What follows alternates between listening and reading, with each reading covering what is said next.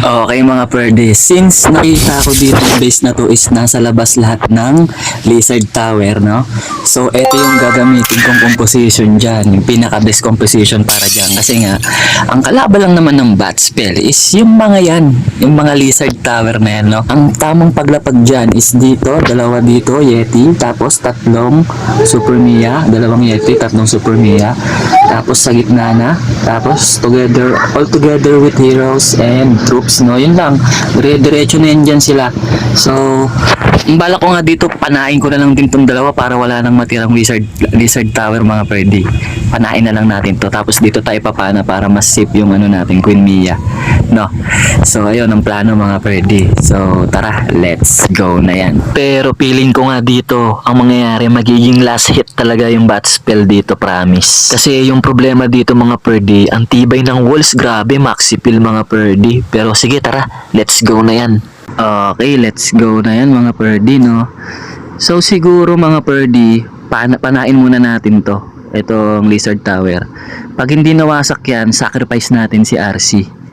Yan, sacrifice natin si RC. Para lang naman mawasak natin yung mga Lizard Tower. Okay. Sige. Let's go na yan. Panain muna natin. Pero feeling ko hindi kasi mawawasak to eh. Pero sige, tingnan natin. Pak. Ay, gagi. Layo naman nun. So, sacrifice na natin to. Dito tayo. Tumalon po. Sacrifice na natin. Okay lang yan. Sabi ko na, layo naman ng tira ko, pero okay lang. So, wala na. Okay lang yan. Tapos, dalawa dito. Dalawa, tatlo. Sablay ako dun. Dalawa, tatlo. Tapos, eto. Tapos, remaining. Tapos bomba. Tapos ito na si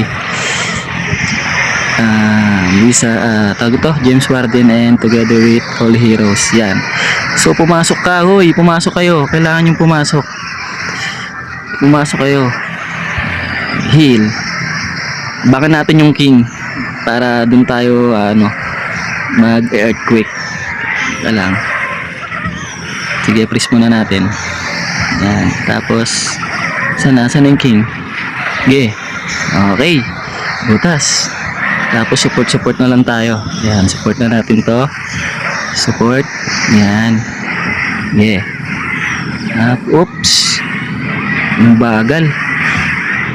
Okay, range. Okay, wala nang wizard mga pwede. Nakalimutan ko pa tulagay.